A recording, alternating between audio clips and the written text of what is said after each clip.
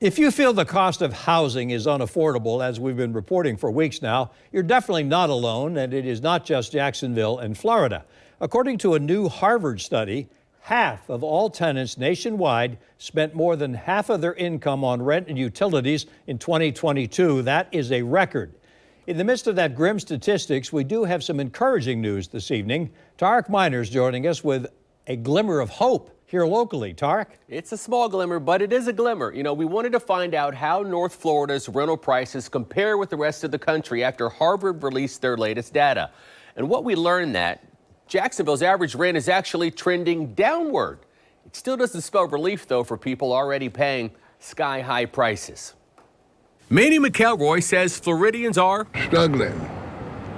I think especially the state is struggling. A sentiment he and other renters across the country are experiencing after digging deep into their wallets to pay for their monthly rent.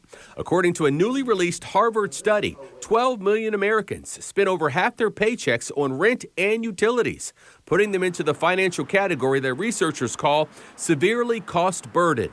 McElroy says his rent keeps increasing. Well, they go up like 25 to some people 75. Hope, however, could be on the horizon for the state of Florida, and specifically Jacksonville, with newly released data from economists at Florida Atlantic University. Jacksonville's heading in the right way. Real estate economist Ken H. Johnson says despite the national numbers, data from Jacksonville shows the rent prices are either leveling off or declining just a bit.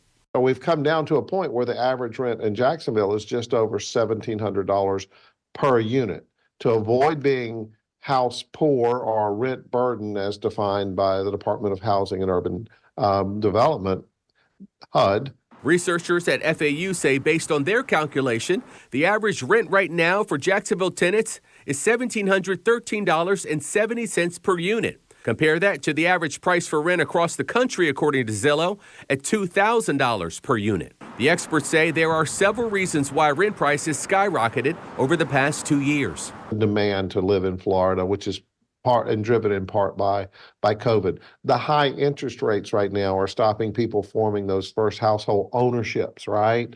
So there's a lot of people that are saying, I just don't want to borrow money at 6.5% or 7.5%, especially in light of the fact that I keep hearing that that interest rates, mortgage rates should be coming down in the next year or two. Johnson says, according to his researchers' latest data, the income needed to avoid being what's called house poor or rent burden is an annual income per household of $68,500 in the River City.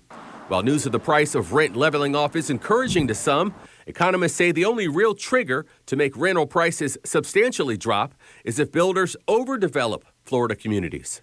That's probably the only way, if that happens, which I don't think it will, but if that happens, that's probably the only way that we'll see significant drops in rent, is that they literally have to overdevelop, not by a little, but a lot. And then we're going to start to see some pretty good multifamily apartment deals that would be out there.